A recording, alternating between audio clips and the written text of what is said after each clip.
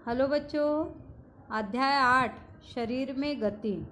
इस पाठ को अब हम पढ़ेंगे। अध्याय को आपको पता है कि हमारा शरीर मूवमेंट करता है, हर तरफ गति करता है। आप दौड़ते हो, खेलते हो, कूदते हो, व्यायाम करते हो, बॉल को फेंकते हो, कूदकर पकड़ लेते हो, फिर बल्ले को घुमाते हो।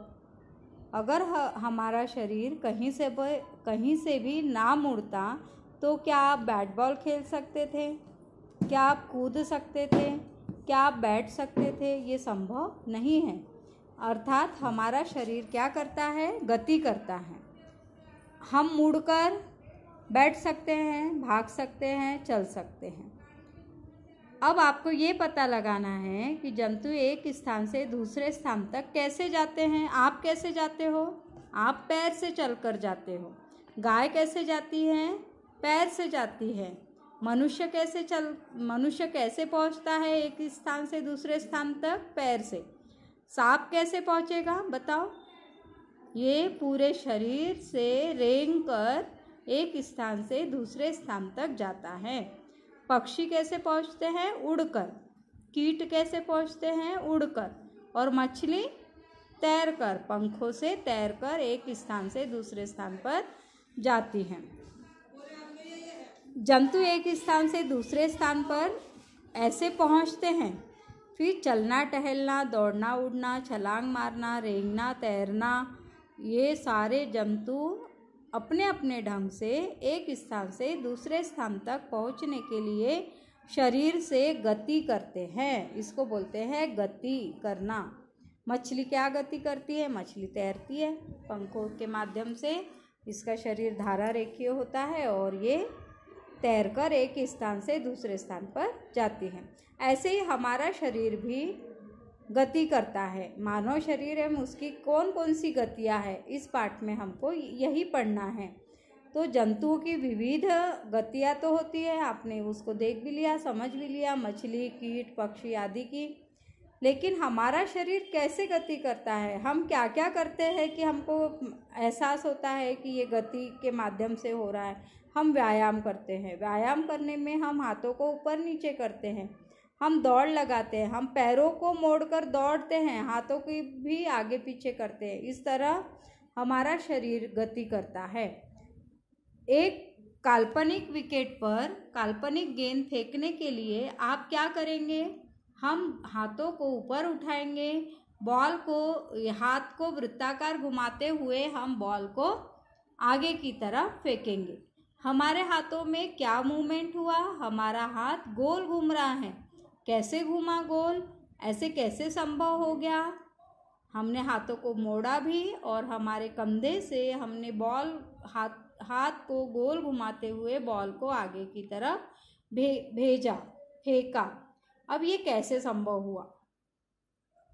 ये संभव होता है हमारे संधियों के कारण ये संभव हो पाता है। हमारे शरीर में विभिन्न प्रकार की संधियां हैं। संधि मतलब जोड़, साधारण भाषा में हम उसे जोड़ कहते हैं।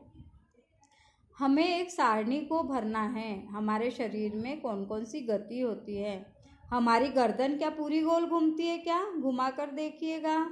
सामने घुमाओ, थोड़ा थोड़ा कंधे के तरफ, फिर पीछे, फिर दूसरे कंधे पर, फिर आगे। मतलब हमारी गर्दन पूरी गोल घूमती है।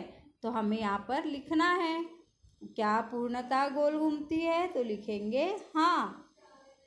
अंशतः घूमती है? नहीं। झुकती है? हाँ। ऐसे आपको इस सारणी को भरना है।